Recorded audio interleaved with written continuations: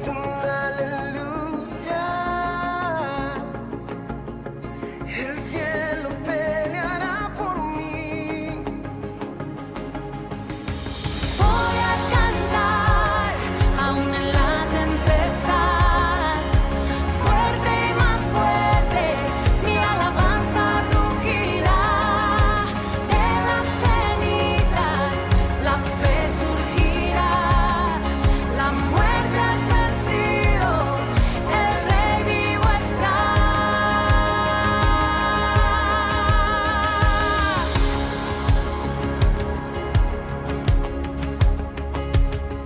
Levanto un aleluya.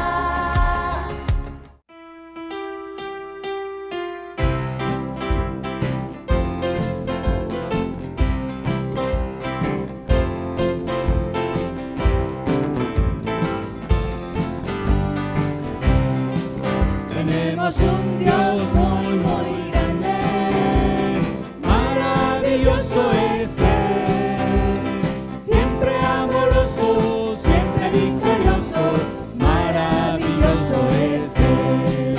Tenemos un Dios muy, muy grande, maravilloso es Él, siempre amoroso, siempre victorioso, maravilloso es Él. Él nunca, nunca nos deja, siempre con nosotros está. Nos levanta cuando caemos y su mano nos librará. El que aceptare a Jesucristo, al mismo Dios hallará. Guiado por su mano, siendo un buen cristiano, vida abundante tendrá. Él nunca, nunca nos deja, siempre con nosotros está. Nos levanta cuando caemos y su mano nos librará. Tenemos un Dios muy, muy grande, maravilloso es Él, siempre amoroso, siempre victorioso, maravilloso es Él, maravilloso es Él, maravilloso es Él.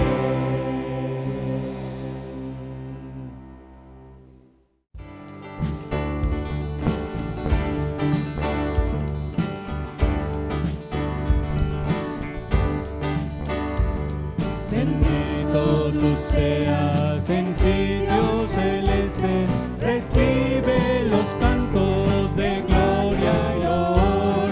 Bendito tú seas que cantan las huestes que tú redimiste por gran Salvador.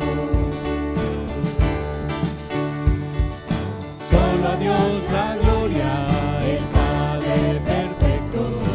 Solo a Dios la gloria, Jesús nuestro bien. Solo a Dios la gloria, el gran Paracleto. Solo a Dios la gloria, por siempre. Amén.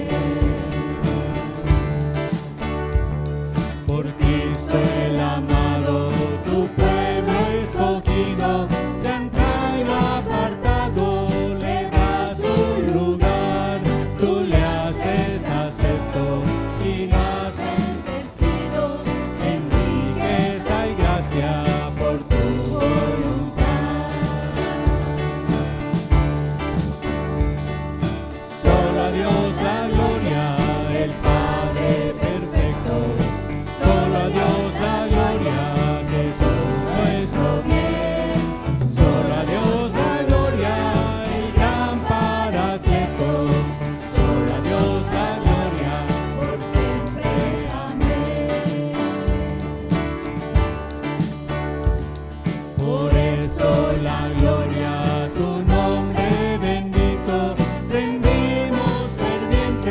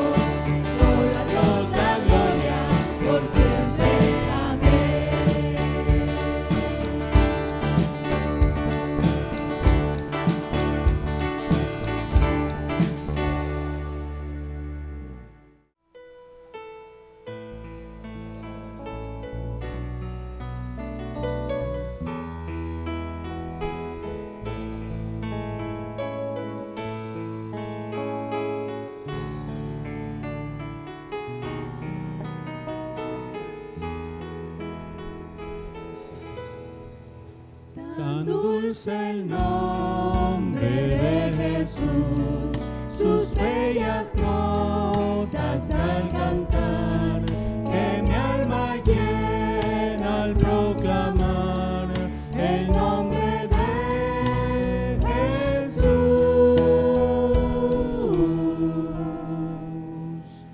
Adoro el nombre de Jesús, jamás me faltará su amor y pone aparte mi dolor, el nombre de Jesús.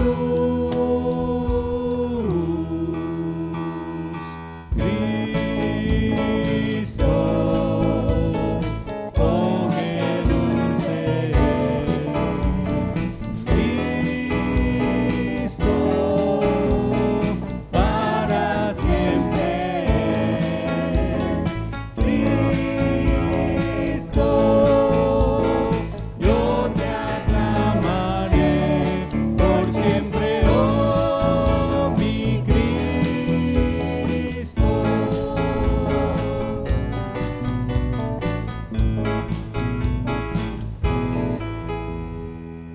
Tan puro el nombre de Jesús, que mi pesar logró quitar, y grata paz a mi alma da, el nombre de Jesús.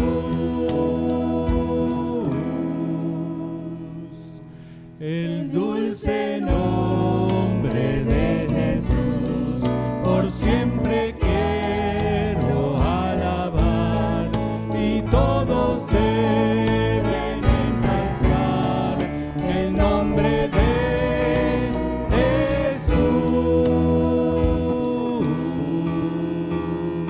Cristo,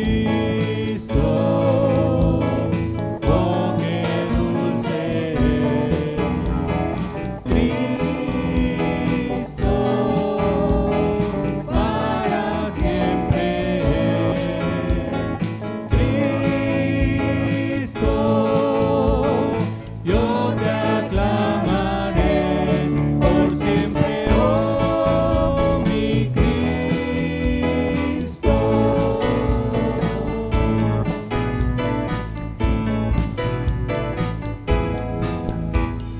Cristo, oh qué dulce es. Cristo, para siempre es. Cristo, yo te aclamaré por siempre, oh mi Cristo.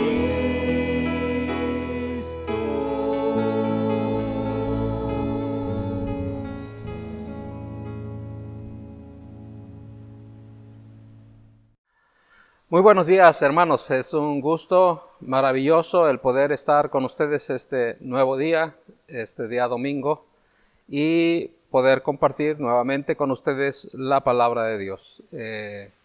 Voy a pedirles que abran sus Biblias en la carta del apóstol Pablo a los Gálatas, capítulo 3, versículo 3. Capítulo 3 de la carta del apóstol San Pablo a los Gálatas, versículo 3. Vamos a leer los versículos del 1 al 3. Si me permiten hacer esta lectura, por supuesto, aunque usted ahí en casa puede tomarla y leerla junto conmigo, en voz alta si quiere. Obviamente no le voy a poder escuchar, tal vez usted sí me escucha a mí, pero yo no le voy a poder escuchar, pero Dios le escucha y eso es lo más importante. Entonces, Gálatas 3 del 1 al 3, tomando como referencia el versículo 3 sobre el cual estaremos hablando esta mañana. Dice la palabra de Dios de la siguiente manera: Oh Gálatas insensatos, ¿quién os fascinó para no obedecer a la verdad? A vosotros antes, cuyos ojos Jesucristo fue ya presentado claramente entre vosotros como crucificado. Esto solo quiero saber de vosotros. ¿Recibisteis el Espíritu por las obras de la ley o por el oír con fe? ¿Tan necios sois? Habiendo comenzado por el Espíritu, ¿ahora vais a acabar por la carne? Es la palabra de Dios. Vamos a orar a Dios. Padre, gracias por darnos este momento, este tiempo en el cual podemos inclinarnos ante tu palabra y poder, Señor, a través de ella, extraer algunas enseñanzas que nutran, que enseñen, que nos guíen, que nos den, Señor, sabiduría, que nos den entendimiento, para que de esta manera, oh Señor, podamos serte útiles y vivir conforme tú quieres, no conforme nosotros queremos. Te lo ruego en el nombre de Jesús. Amén. Amén. Bien, amados hermanos, pueden tomar sus Biblias por favor un momento.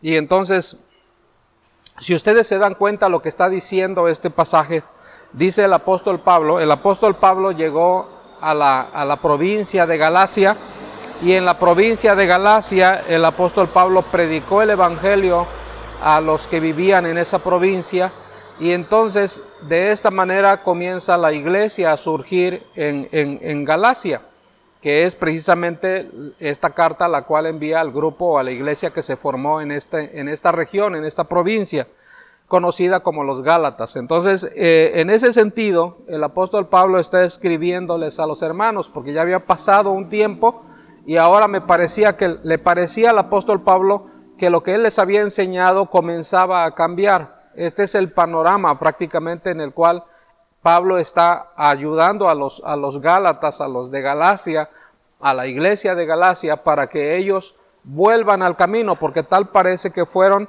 de alguna manera engañados o estaban siendo engañados para abandonar lo que el apóstol Pablo les había enseñado con respecto al evangelio. Y esto creo que es el tema aquí. Entonces, ahora entendiendo un poquito acerca de eso, de esa situación, podemos ver cómo el apóstol Pablo les está diciendo claramente: oh Gálatas insensatos, palabras fuertes, ¿verdad? ¿Quién os fascinó? Es decir, ¿quién les invitó a que ustedes cambiaran de idea o de pensamiento de lo que yo les había enseñado para no obedecer a la verdad? Entonces, a vosotros, dice, ante cuyos ojos Jesucristo fue presentado claramente entre vosotros como crucificado. Es decir, el apóstol Pablo les había enseñado claramente el evangelio de cómo Jesucristo había sido crucificado, de cómo había muerto en la cruz, porque claramente este es el evangelio, es decir, el sacrificio de Cristo, Cristo mismo, y su muerte y su sacrificio es el evangelio. Entonces era lo que el apóstol Pablo les había enseñado a los hermanos de Galacia. Entonces en el versículo 2, noten lo que él dice: esto solo quiero saber de vosotros. Y aquí viene una pregunta muy importante: ¿recibisteis el Espíritu por las obras de la ley? Y si ustedes notan, por favor, o por las obras de la fe. Si ustedes notan, la palabra espíritu está escrito con mayúscula, no es espíritu humano. Cuando se trata de espíritu humano y la Biblia está hablando de un espíritu humano, eso lo hace en minúscula. Pero cuando se trata del Espíritu Santo, lo hace con mayúscula porque es un nombre. Por eso, cuando escribimos en el WhatsApp o en cualquier otro lado, cuando escribimos el nombre de Dios, debe ser escrito con mayúscula. Cuando escribimos el nombre de Jesús, debe ser escrito con mayúscula. Cuando escribimos el nombre del Espíritu Santo, ambas palabras, Espíritu y Santo, deben ser escritas con mayúscula. Y entonces aquí usted lo puede ver claramente. Por las obras, dice, ¿recibisteis el Espíritu por las obras de la ley o por oír con fe? Ojo con esto, oír con fe. ¿Cuál de estos dos? ¿Cómo recibisteis el Espíritu? Bueno, ahorita vamos a hablar un poquito de esto rápidamente. Entonces, así entra el apóstol Pablo al versículo 3. Y entonces les dice: tan necios sois, otra palabra muy fuerte. Atrás le dijo insensatos.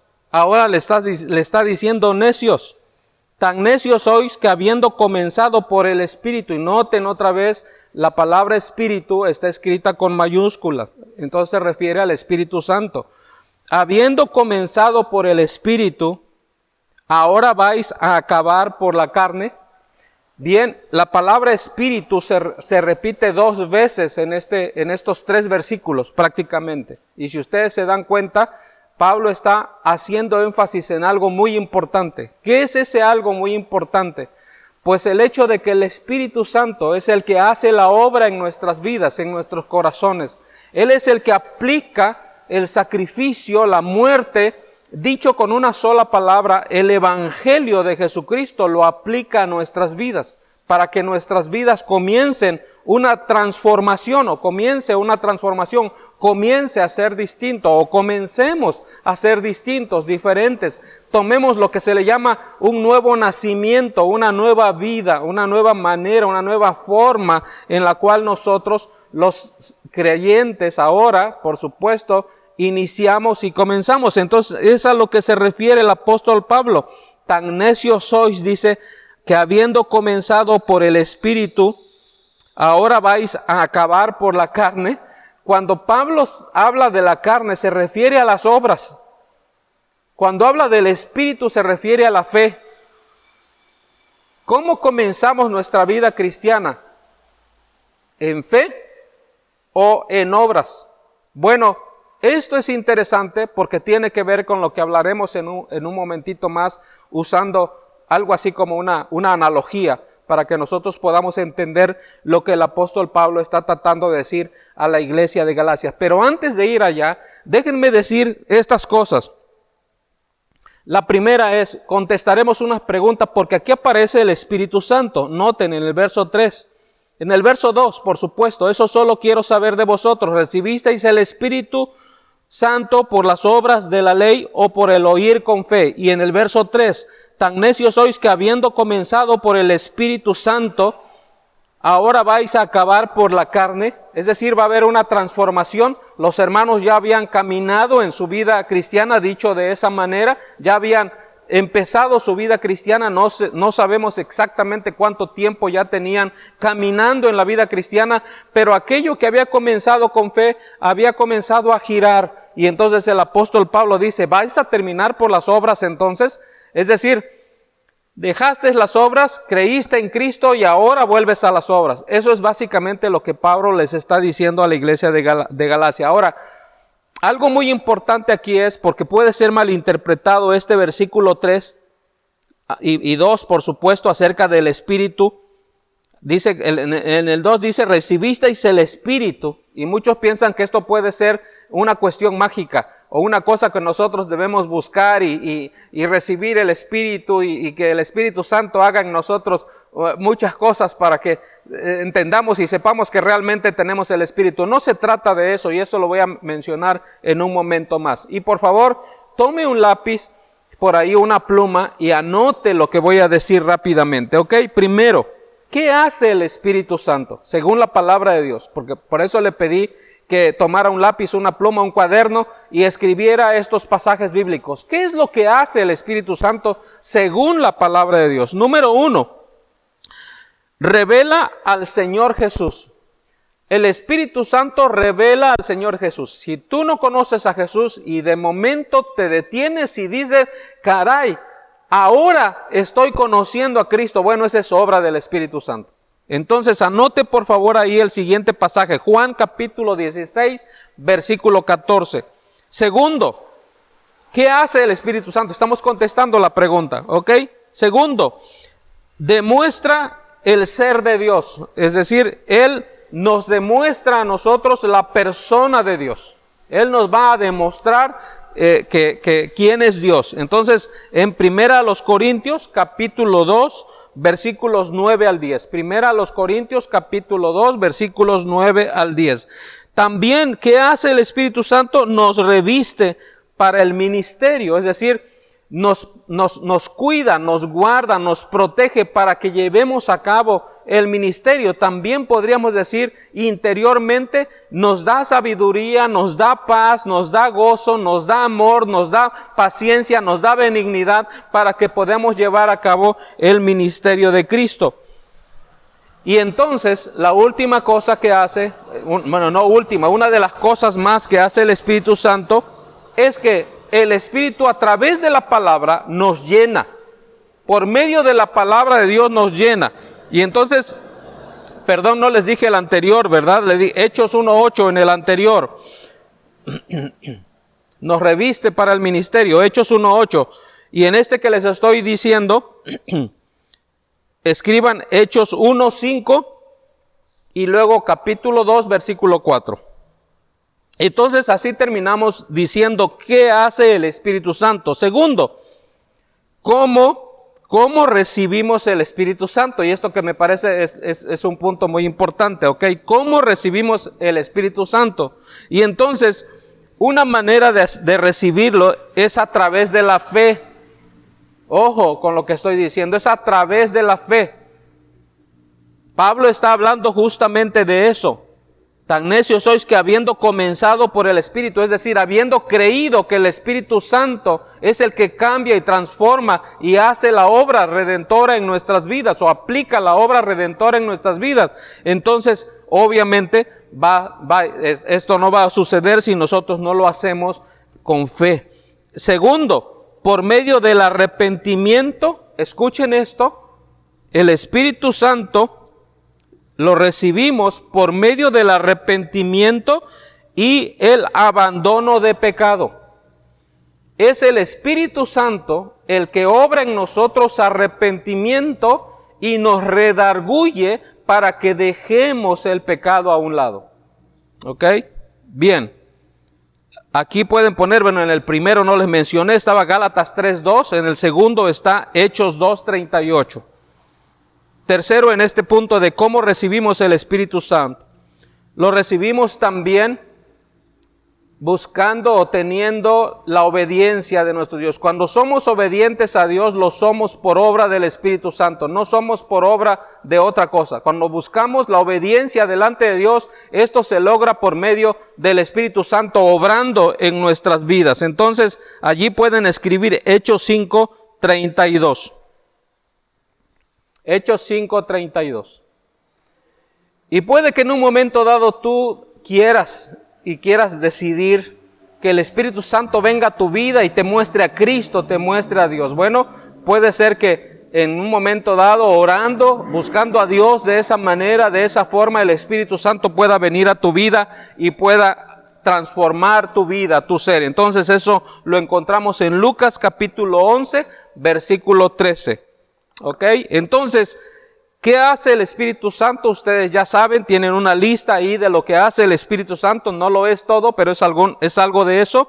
Y segundo, ¿cómo recibimos el Espíritu Santo? Y ya ustedes tienen una lista de la manera en que nosotros recibimos el Espíritu Santo. Todo esto para explicar justamente lo que el apóstol Pablo está tratando de decir a la iglesia de Galacia. Y vuelvo al pasaje. En particular nosotros, el pasaje de hoy es el verso 3. Tan necios sois que habiendo comenzado por el Espíritu, ahora vais a acabar por la carne. Un buen pasaje. Pero ahora yo les quiero presentar esta analogía y allí los quiero llevar, o quiero que vayamos para que entendamos mejor lo que el apóstol Pablo les está diciendo. En pocas palabras, lo que el apóstol Pablo les está diciendo a través de esta analogía es: señores, iban bien, sus negocios iban bien, su vida iba muy bien, pero ahora me doy cuenta que ustedes están en bancarrota. En pocas palabras, esto es lo que el apóstol Pablo les está diciendo a los hermanos de Galacia, a la iglesia de Galacia. ¿Y qué diríamos entonces para hoy en día? ¿Qué Pablo nos diría hoy en día a la iglesia de Maranata? A la iglesia que pertenecemos, a la iglesia en la cual vivimos, en la cual estamos, en la cual nos movemos, la cual decimos que pertenecemos. ¿Qué pasaría si Pablo nos dijera eso? Señores de Maranata, hermanos de Maranata, ustedes están en bancarrota. Usted diría, ¿yo? ¿Seré yo? ¿Acaso yo estoy en bancarrota? Bueno, rápidamente veamos esta analogía, porque vamos a estar hablando de ella a lo largo de este momento que nos queda ya. Entonces, la palabra suena espantosa, ¿no les parece? Les suena difícil. bancarrota. Casi no utilizamos esa palabra en nuestro lenguaje, aunque existe. Quizás hay otros países o otros lugares donde esta palabra se utiliza mucho. En los medios de negocios, creo que esta palabra es muy usual. Un negocio se puede declarar en bancarrota, pero bueno, de eso vamos a hablar más adelante. Entonces, lo que estoy diciendo que es una palabra fea, en realidad es más que una palabra. Y esto tenemos que dejarlo claro. Es una expresión. En realidad es más que una simple palabra. Es una expresión que significa, escuchen lo que significa esta palabra. Fracaso, significa insolvencia, significa incapacidad de pagar deudas, o quizás la ruina económica de una persona o de un negocio o de una corporación inclusive. Es decir, que estar en bancarrota se da a entender cierto grado de desgracia y, ¿por qué no decirlo?, de vergüenza. ¿Pueden ustedes imaginar a un joven yendo con sus amigos y diciéndole, estoy feliz porque mi padre está en bancarrota? ¿Pueden ustedes imaginar a un joven así, pensando y actuando de esa manera? Sí, miren chicos, mi papá acaba de declararse en bancarrota, no tenemos nada. Estoy feliz por eso. Ningún muchacho, ningún joven que entiende perfectamente eso va a hacer eso precisamente. Pero déjenme decirles que en el ámbito moral, la palabra bancarrota habla de una persona que carece totalmente de cualidades morales. Podríamos inclusive utilizar el nombre de una persona que probablemente todos conocemos o todos hemos oído hablar de él y posiblemente hasta hemos estudiado algunos libros de él, de su vida de él, que se llama Adolfo Hitler. Este es lo peor que se puede decir de una persona. Si a una persona lo llaman Hitler, híjole, Adolfo Hitler, le están diciendo de lo peor. Si usted piensa en su presidente y lo llama de esa manera porque piensa que es tan malo que debe tener ese nombre, usted está hablando de lo peor. O si usted le aplica eso a un compañero, a un amigo o a un familiar o como guste, a quien guste, o hasta al pastor inclusive, usted está realmente hablando de una persona moralmente deshecha, moralmente mala. Entonces, esto es realmente lo que estamos diciendo acerca de esta palabra bancarrota. Entonces, el asunto es que eso es lo que podemos decir de otras personas. Pero, ¿qué pensaría usted si le dijeran que usted también está en bancarrota? ¿Qué pensaría usted? Puede que económicamente esté sólido.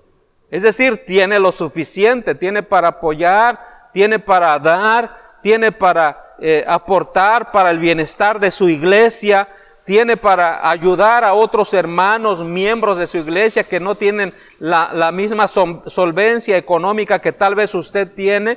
Entonces, cualquier cosa, cualquier manera, cualquier cosa que usted puede pensar en ese sentido, es que realmente podemos hablar. Puede que económicamente hablando, usted esté bien, pero aún así está en bancarrota. Aún con todo y lo que usted pueda llegar a tener y ser una persona solvente, como se le conoce, más adelante hablaremos de esto, usted está en bancarrota.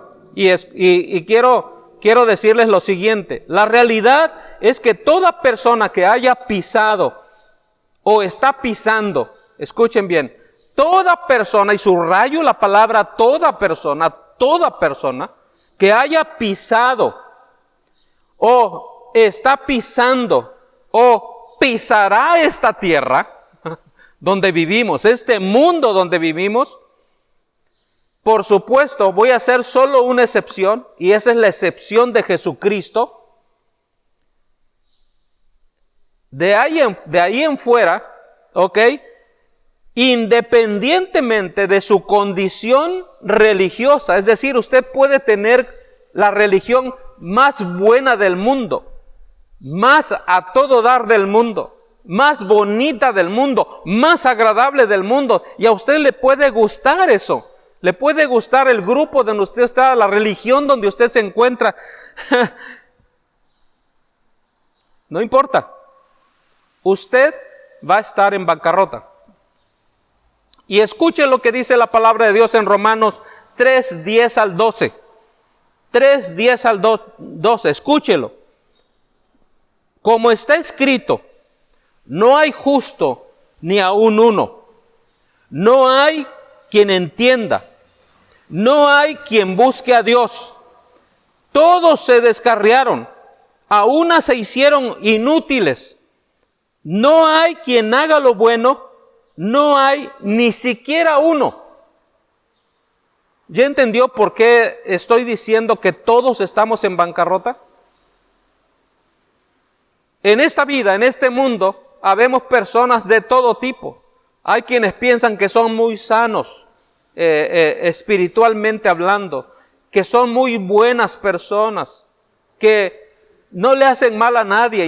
Y hay algunos inclusive que se atreven a pensar que no son pecadores, que ellos son buenas gentes, que ellos son buenas personas, porque no hacen nada malo. Pero, ¿será la realidad eso? Cuando miramos su vida, cuando vemos a los que le rodean y están sufriendo los que les rodean por su vida, eso no puede ser. Yo puedo pensar que soy hasta inclusive Batman.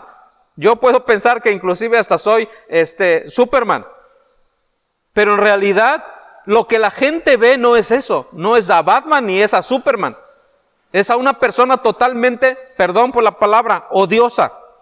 Muchas veces son personas odiosas o somos personas odiosas. Y esto realmente no es importante. Entonces, esto se le llama bancarrota espiritual en la forma más absoluta. Es justamente esto, y Pablo le estaba diciendo prácticamente a los hermanos de Galacia: ustedes están en absoluto bancarrota. ¿Por qué? Porque no hay ningún activo. No hay ningún activo. Noten por favor lo que voy a decir: activo. Estoy usando una palabra que se utiliza en los negocios, ¿ok?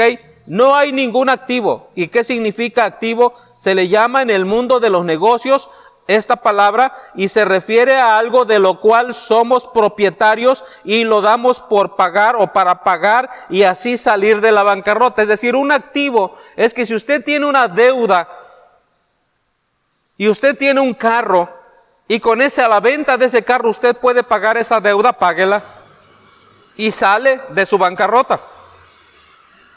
O si usted tiene un problema en su negocio y su negocio es muy grande, pero usted tiene muchos activos. ¿Qué significa esto? Tiene una casa o 2 o 3 o 4 casas, tiene 5, 6, 7 vehículos, tiene no sé cuántos terrenos, hasta un rancho en tal lugar, en tal parte, pues véndalo para que de esta manera deje de salir de la bancarrota. Pero déjeme decir una cosa, que cuando hablamos de la fe, no hay ningún activo que podamos dar a Dios como pago de nuestras deudas. Ningún activo, ojo con lo que estoy diciendo, ningún activo que nosotros podamos dar como pago de nuestras deudas. Es decir, hermanos, que si nosotros venimos a Dios sin nada, sin nada. No importa cuántos años tengamos en el Evangelio, no importa cuántas cosas estemos haciendo, no importa cuántas cosas buenas usted y yo hagamos en este mundo. La verdad es que no hay nada con lo cual podemos pagar a Dios nuestra deuda. Si no, lea usted Isaías capítulo 64, versículo 6, que dice: si bien todos nuestros pecados o nuestras faltas son como suciedad, y todos nuestros pecados nos llevaron como el viento. Si bien todos nosotros somos como suciedad y todas nuestras faltas nos llevaron como el viento. Noten lo que Isaías está diciendo. Nosotros somos como suciedad. Suena muy fuerte, ¿verdad?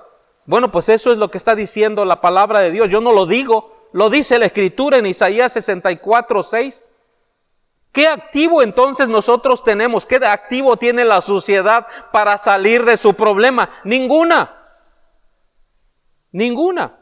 Y prácticamente somos llevados como el viento, como dice la palabra de Dios. Entonces, hermanos, supimos que la salvación es un regalo de Dios.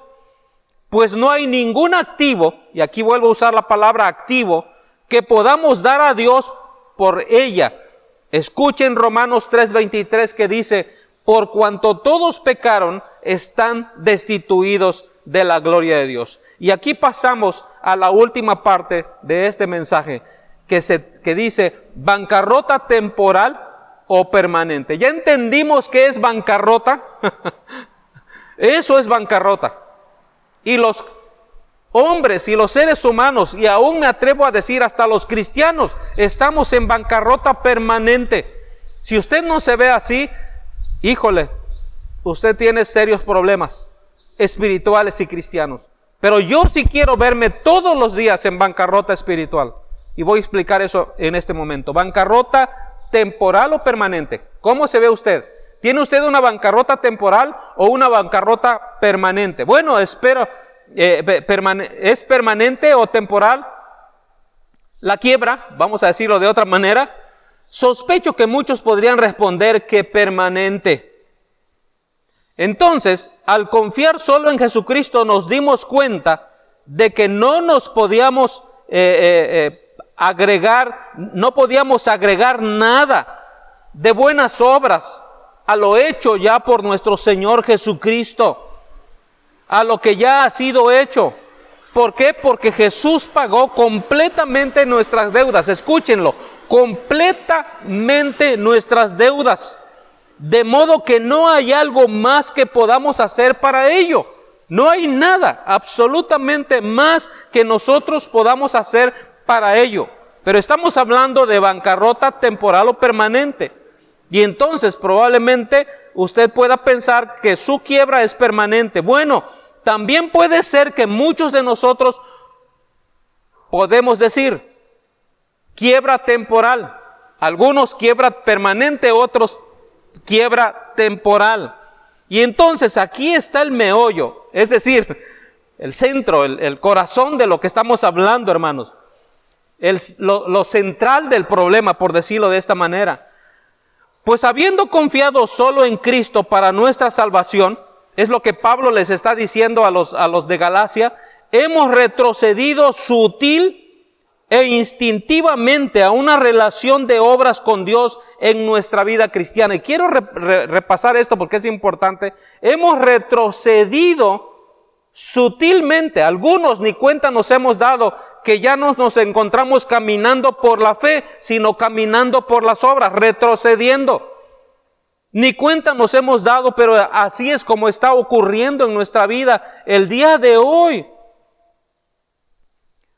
Porque hemos dejado de confiar en Cristo y empezamos a hacer todo lo que hacemos, lo hacemos en nosotros, confiando en nosotros. Yo soy muy cristiano, yo leo la Biblia, yo oro, yo hago esto otro, yo camino, yo voy, yo subo, yo hago. Ayudo a las personas y está bien ayudarlas, pero ¿en qué lo haces? ¿En Cristo o en ti? Está bien por nuestros problemas, por nuestras dificultades, pero ¿cómo las estamos viviendo? ¿En Cristo o en ti? Si hay sufrimiento en nuestra vida, si hay problemas en nuestra vida, ¿cómo los estás enfrentando? ¿Con Cristo o en ti? ¿O porque tú eres muy bueno, porque tú tienes todas las soluciones de este mundo? ¿O en Cristo? Esto es, creo, lo más importante. Reconocemos que nuestro mayor esfuerzo no nos puede llevar al cielo. Pero si creemos que ellos sirven para lograr las bendiciones de Dios en nuestras vidas diarias, estamos equivocados si nosotros pensamos que nuestros hechos sirven de alguna manera, ¿ok? Algo así como bendiciones de Dios en nuestras vidas. Hermanos, no es así.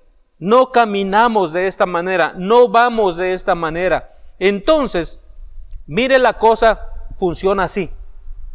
Cuando venimos a Cristo, rechazamos nuestros pecados, ¿correcto o no? Cuando usted entregó su vida a Cristo, usted rechazó sus pecados. Y entonces, como un reflejo de eso, o consecuencia de eso, como usted le quiera llamar, empezamos a asistir a la iglesia. Empezamos a ofrendar a la iglesia a la cual asisto.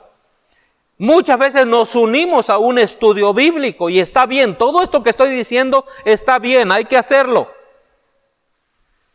Es decir, vemos cierto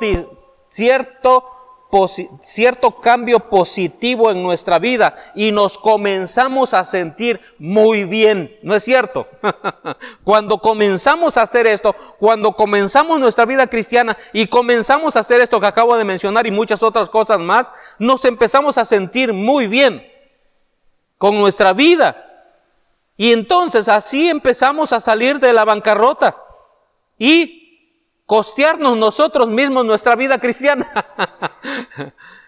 Ese es el problema, que así es como nosotros pensamos que vamos a salir de la bancarrota y entonces vamos a costear nuestra vida cristiana. Nuestra vida cristiana comienza a basarse en las obras, no en las cosas de fe como se supone que la iglesia debiera estar viviendo.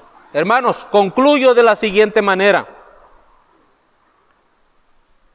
Así es como llegamos a caer de bruces espiritualmente. Nos deslizamos hacia los antiguos pecados o dejamos de hacer lo que debíamos de haber hecho. Entonces, yo les digo hoy, declarémonos en bancarrota espiritual y comencemos a vivir la vida cristiana como lo hicimos cuando iniciamos nuestra vida cristiana, confiando únicamente en Cristo como nuestro Salvador, pero también como nuestro Señor en toda nuestra vida. Esto, hermanos, creo que nos ayudaría muchísimo a retomar el camino, a no andar en las obras, sino a caminar en la fe, a continuar en la fe y no en lo que nosotros pensamos que está bien. Amados hermanos, incline su rostro ahí donde está y terminemos este momento. Padre, gracias por tu palabra. Gracias porque a través de ella podemos encontrar el aliento a nuestros corazones, a nuestras vidas. Y por qué no decirlo también, las correcciones que necesitamos hacer a nuestra vida cristiana. Y por qué no también decirlo, el análisis que necesitamos hacer para saber si vamos correctamente o vamos equivocadamente en nuestra vida cristiana. Señor, enséñanos, guíanos, que tu Espíritu Santo nos siga enseñando, nos siga hablando, nos siga guiando para no perdernos en este mundo en el cual vivimos el día de hoy y que tanto está necesitado de ti. Señor, ayúdanos también a compartir tu maravilloso evangelio con otras personas y que ese sea un anhelo que esté en nuestro corazón constantemente y que podamos de esta forma, Señor, hacer que tu preciosa palabra llegue a las vidas de aquellos que te necesitan. Señor, grande es tu amor y grande es tu misericordia y por esa razón estamos aquí. Y ahora, Señor, ayúdanos a confiar completamente en ti, en todo lo que hacemos y en cómo lo hacemos y para qué lo hacemos. Oh Señor, que este sea un anhelo profundo en nuestros corazones. Por eso, Señor, debemos hacer a un lado el esfuerzo de las obras y vivir por la fe como tú nos invitas realmente a vivir. Y echar todo el esfuerzo, dicho de esa manera, en la fe en ti. Lo ruego en el nombre de Jesús. Amén. Y ahora, mis amados hermanos, que la gracia de nuestro Señor Jesucristo, el amor de Dios y la bendita participación del Espíritu Santo sea con todos ustedes, donde quiera que estén, ahora y siempre. Amén. Amén. Que Dios les bendiga. Si alguno de ustedes quiere saber más de la palabra de Dios, por favor, no deje de llamarnos, llámenos y podemos con todo gusto ir a su casa inclusive y poder estudiar la palabra de Dios ahí con usted. Si hay algún problema, alguna dificultad, también podemos hablarla conforme a la palabra de Dios. Que el Señor les bendiga grandemente.